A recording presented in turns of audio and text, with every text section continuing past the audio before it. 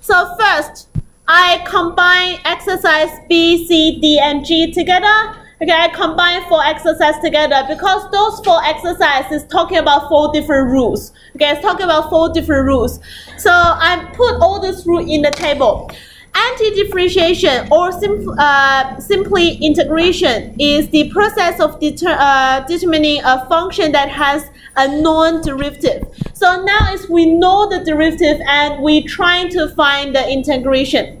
It is opposite process to differentiation, so it's called anti-differentiation. The symbol for anti-differentiation is that, so like a big S, okay, so it's like a big S. So when we talk about differentiation, we say have d dx of fx, okay, that like tells me to derive fx. So now if I want to anti-derive fx, we need to have this big X and write dx here. Okay, that means I want to anti-derive fx. Okay, anti-derive fx. So to find fx from the f dash x, that is, if we want to integrate f dash x, we write this. Okay, dx, which means your variable is x. Your variable is x. You anti-derive related to x. We have dy, dt is you derive related to the variable t. Now it's the same meaning here. You have the dx here, which means you want to anti-derive according to the variable x. This is called an indefinite integral. Okay, indefinite integral. We will have definite integral later. So now we have integration rules. So we have 2 columns, same as like the derivative ones. Okay, so it's 2 columns. We have function f dash x and we have the anti-derived function fx. If we have a constant, if I have, for example, 3, we have a constant, we want to anti-derive that, we must have 3x. We must have 3x. But let's have a think about one little thing. If you have y equals to 3x plus 1, you have y equals to 3x minus 1, you have y equals to 3x, just 3x. What's the dy dx? The dy dx respectively will be 3, dy dx will be 3, dy dx will be 3. So regardless what is the constant or what is the y-intercept, you add or subtract or there's no constant at all, the derivatives are the same. The constant does not influence on your derivative because your derivatives, your constant's derivative will become 0. Okay, you don't have derivative on constant. Therefore, when we deal with antiderivative, we don't know whether there's a constant before or not. Okay, say I don't know whether there's a plus 1 or not. When I anti-derive 3, when I anti-derive 3, I can only have 3x. Okay, I only have 3x. I don't know whether there's a plus 1, minus 1, or plus 0 here. So every time we do anti-derive, we need to plus c at the back. Can you see that? We plus a c. You don't need to know what is the c value unless some more information gives to you, but you just write a plus c at the back to make the accessor know that you know there's a c at the back. Okay, you know there might be some constant at the back. You just need to write like plus c at the back. Okay, so okay, let's have a look. Different derivatives. So a constant derivative will be ax. Okay, will be ax. And the next one will be x to the power of n. Please write something at here. N will not equals to -1. Okay, this is not satisfied when n equals to -1. It doesn't work when you have a power of -1. Okay, n will not be -1. If n is -1, it's not using this rule. Okay, it's not using this rule. Okay, this n value, n cannot be -1. Okay, n cannot be -1. Okay, so if you have anything else, any other n values, you will have, okay, what we need to do. When we do derivative, we times the power. Okay, we times the original power and we subtract the power by 1. Now we need to add the power back and we need to divide down the power. So we will have n plus 1, we increase the power and then we divide by this power to find the fx, okay, to find the fx. You just think what you have done for derivative, now you're going backwards.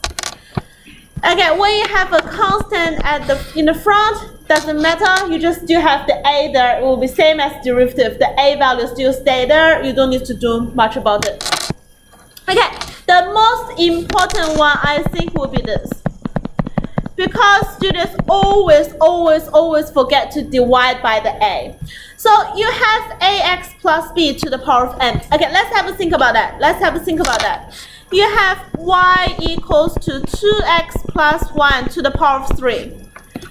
When you do the derivative, what you have done? So dy dx. Okay, three things you will do for this function. First, you bring the 3 down. Okay, times by 3. Second, you need to times that by 2, the derivative inside, okay, g dash x. Number 3 is you will reduce the power by 1. Okay, three things you have done. Times 3 times 2 and reduce the power by 1. If we go backwards, then we need to do is we increase the power by 1. We divide the g dash x, okay, which is 2 in this case, and we divide by the original power, which is 3 in this case. So we need to remember to divide by the a value in the bracket, okay, ax plus b, we need to divide that a, because when we do derivative, we need to times that a, okay. So we will have ax plus b to the power of n plus 1. We increase the power by 1 first. And then we divide by this power. And we divide by that a value. Okay, divide by that g dash x. Okay, that is the power. Okay, we increase the power by 1. Increase by 1.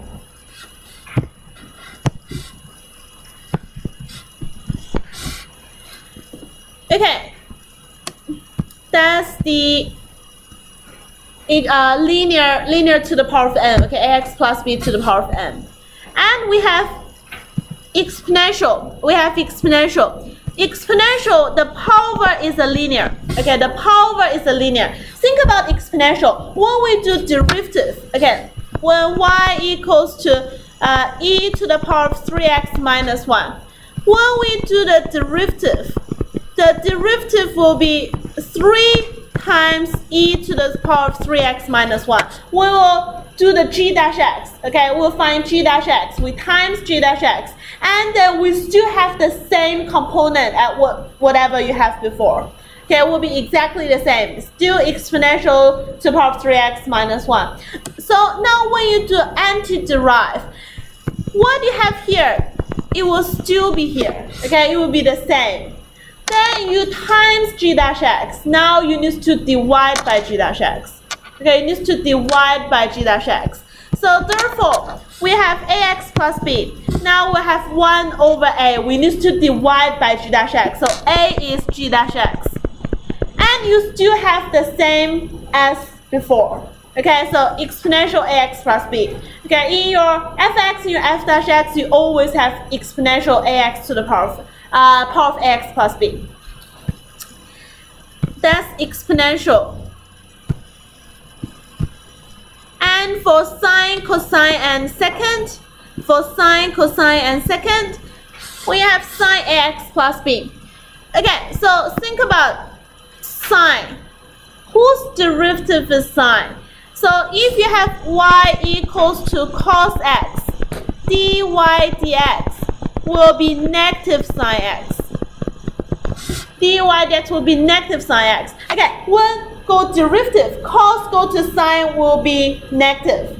Now when you go antiderivative, sine back to cos will be negative. Okay, sine back to cos will be negative. So let's write this here. Sine, cos. Okay, we do differentiation. If we go cos, go differentiation, that will give me minus sine.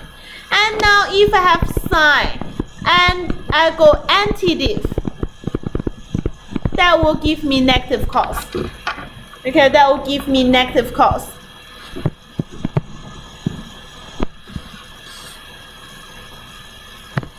And another pair will be, okay, sine go diff, you will have cos.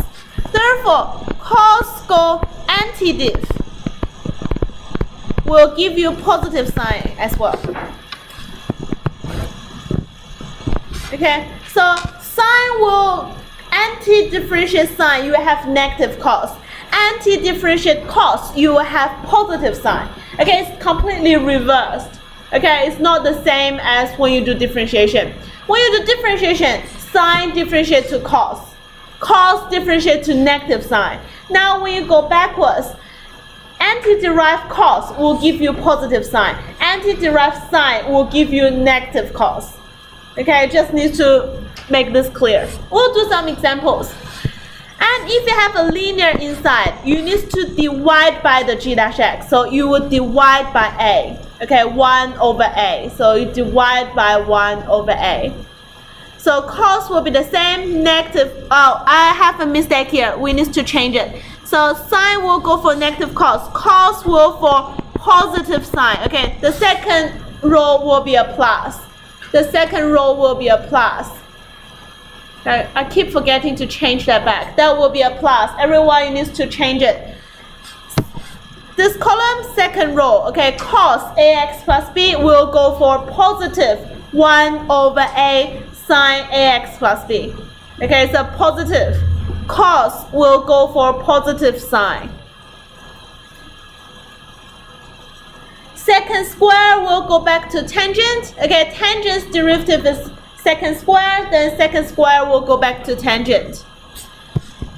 Okay, the most confusing one will be the next two. Okay, there's all the mistake occurs. Okay, there's all kinds of strange answers. When you want to anti-derive 1 over ax plus b, well, let's have a look. If you have that one, if I write that into power form, that's x to the power of negative 1. If I want to write that into the power form, that's ax plus b to the power of negative 1. When we have power of negative 1, okay, it doesn't work. Okay, it doesn't work. Can you see that all of that doesn't work for n equals to negative 1? So it's not follow those rules. Okay, it's not follow those like power rules. So what is actually that? When you have, like, I can say that's hyperbola. Okay, when you see a function will looks like a hyperbola, that will gives you logarithm. When you have hyperbola, you have logarithm. Why you have logarithm? Let's have a think. Okay, let's have a think. What if I have y equals to log e gx? What is the derivative will be? The derivative will be dy dx equals to g dash x over gx. Okay, so now if you anti-derive g dash x over gx dx, you will have log e gx plus c. Correct? If you differentiate that, you have that. Then you anti-differentiate back, you will have log e of gx. Okay, well, you don't know whether there will be a constant or not. Okay, have a look at this one. Have a look at this one. The important thing is we will have absolute sign here. Okay, we have absolute sign here. When you go anti-derive, you will have absolute signs around the values. Then let's have a look at this. Let's have a look at this. If I want to anti-derive 1 over 3x minus 1 dx, if I want to anti-derive that, that's a hyperbola. That's a hyperbola. I know that will go back to a log. So I'm trying to make it looks like g dash x over gx. Okay, I'm trying to make that looks like g dash x over gx. Therefore, I will have 3 on the top over 3x minus 1 dx. Okay, that's g dash x. That's gx.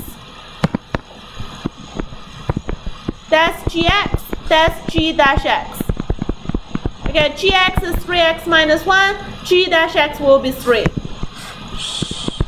But I just have 1 on the top. I don't have 3 on the top. What I need to do is I will times a third on it to balance it back. Okay, I need a 1 on the top. But I create a 3 in order to make it look like g dash x over gx. I want to make it to that form. And I need 1 on the top. Therefore, I need to divide by 3. Okay, I need to times a third. So therefore, that will be a third times log e gx. What is gx? Gx is 3x minus 1 absolute sign plus c. That is what you will do for logarithm. Okay, when you're trying to antiderive hyperbola form, okay, hyperbola form of functions, that will be log. Just keep that in your mind. When you see the power of -1, okay, it's a warning. That will be a log. Okay, it's not follows the power rule. Okay, it's not follows the power rule. I just quickly go through all the rules with you. That's how many rules we have. Power ones, chain rule, I have exponential, sine, cosine, tangent, and logarithm. We have 7 different rules. Okay, we have 7 different rules.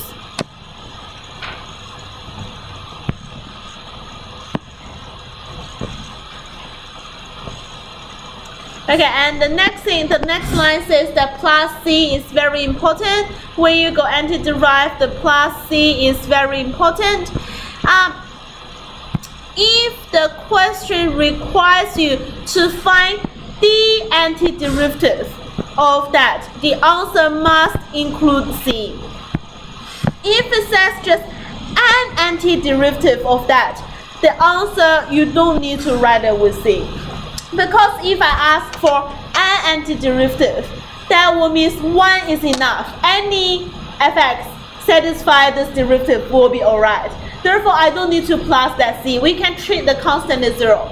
But if we want to find the antiderivative, which means I want a general solution. If it's the antiderivative, you must have the plus c at the back. Well, to be safe, you can just always include the c. Okay, you can always include the c. But say, if you have a question, say an antiderivative, you don't need to include c. Okay, any constant will be correct, including 0. Okay, I just want to do a couple of examples.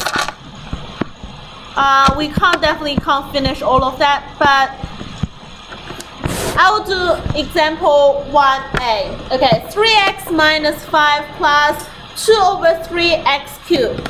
So what that equals to? 3x. So 3x to the power of 1. I need to increase the power by 1, which is 2, and divide by the new power, which is divide by 2. Minus 5. Okay. 5x. Okay, constant's antiderivative will be 5x. Plus 2 over 3. You can just leave the 2 over 3 there. That's a constant. So x to the power of 3, you will increase the power by 1, will give you 4. And then divide by that power. Okay, when you increase the power by 1, at the same time you need to divide by that power. And you have plus c at the back. Okay, you have plus c at the back. So you will have 2 over 3, not 2 over 3. That is 1, that is 2, which is 1 on 6, x to the power of 4, plus 3 over 2, x to the power of 2, minus 5x, plus c.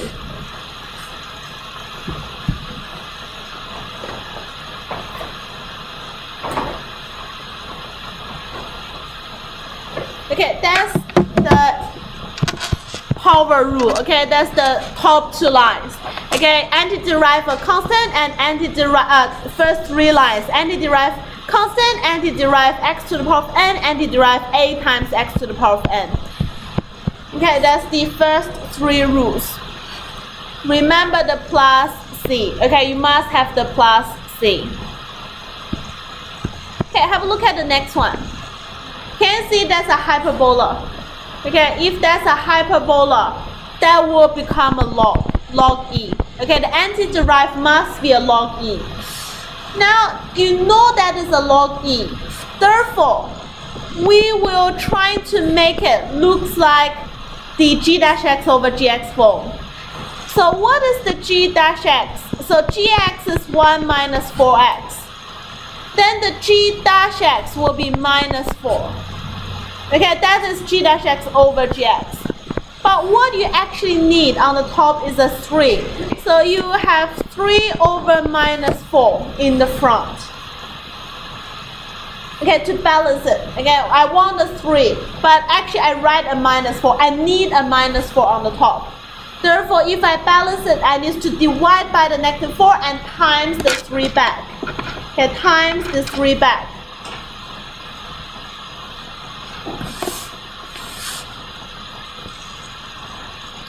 So what I will have is minus 3 over 4 log e. Okay, remember the absolute sign. 1 minus 4x plus c.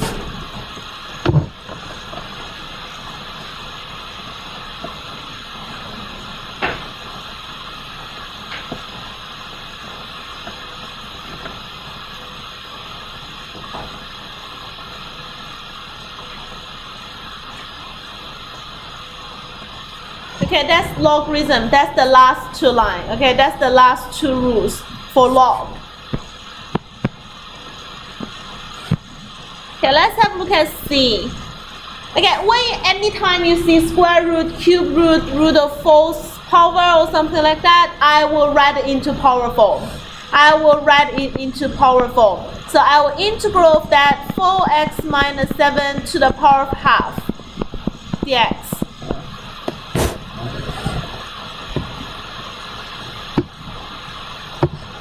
Okay, you have a linear, and that linear to a power which is not negative 1. Okay, it's a linear, and you have a power which is not negative 1. So in this case, we need to increase the power by 1. Okay, you always increase the power by 1. Okay, that's what you always do. So you have 3 over 2. And when you increase the power by 1, at the same time, you will divide by that power. Okay, you will divide that power down. And remember, that is not x to the power of n. That is a linear to the power of n. Therefore, you need to times the 4 as well. Because when you do differentiation, you will times that 4. Now, when you do anti, you need to divide by that 4. Okay, you need to be very familiar with your differentiation rules in order to do the anti-derive. So what you will have is 1 over 6, 4x minus 7 to the power of 3 over 2 plus c.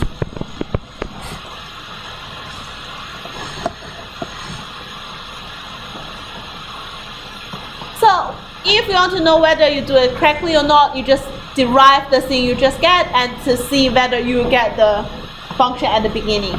Okay, you can differentiate that. Okay, to differentiate this function, you have 1 on 6 times 3 over 2 times 4 times 4x minus 7 reduce the power by 1, which is a half. And you will have that is 2, that is 3, that is 1. So what you left is only that, which is correct. Okay, which is the first line you have. So this one is this rule, okay, as I said, which is very important. A lot of students forget to divide by that a value. Okay, forget to divide by that a value.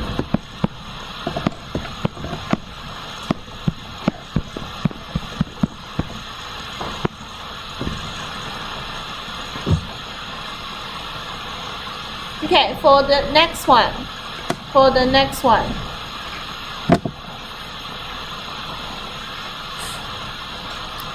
Okay, for this one, I can't really do anything. We don't have quotient rule or multiplication product rules in anti-derive. Therefore, what I'm trying to do is I want that all become a to the power a times x to the power of n form. Okay, I want them all become a times x to the power of n form. Therefore, I will expand the top first. Now 4x squared minus 12x plus 9 over 2x squared dx.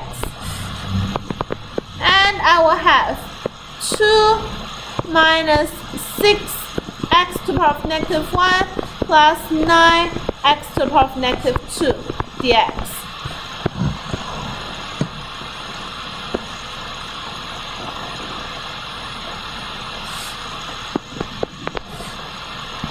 Okay, why I need to do that? Because otherwise I don't know which rule it will satisfy. So I will expand it first and then separate them, divide them individually and separate that. So when you want to antiderive 2, that will become 2x.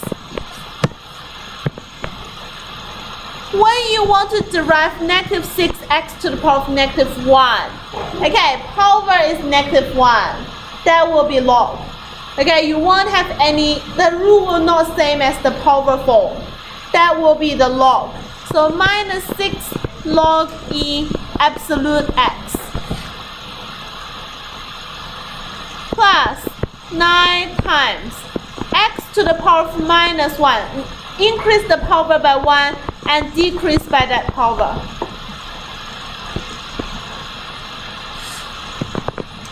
So it's 2x minus 6 log e x minus 9 over x plus c. Yes?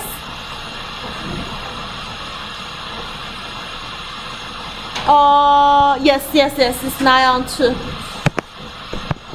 Sorry, that will be 9 on 2. Thanks for that. Therefore, that will be 9 over 2x, like that. Yeah, I forgot to divide by this 2 here. So that will be 9 over 2x to the power of negative 2.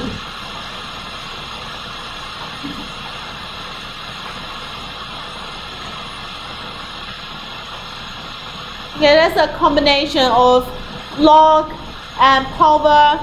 Okay, but first what it needs to do is expanding. Okay, it's expanding.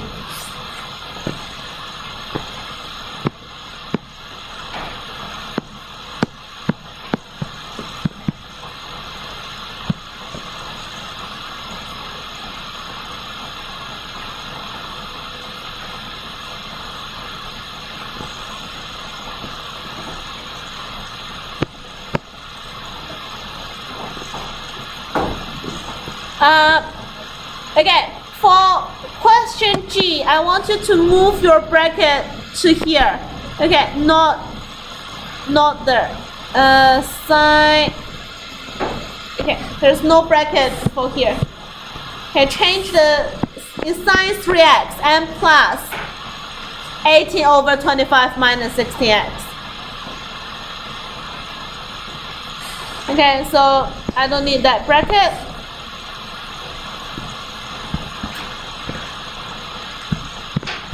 So I want you to spend some time to do those 4 questions by yourself. I will just go through that tomorrow lesson. So I want you to try those 4. Okay, to use the rule, try those 4.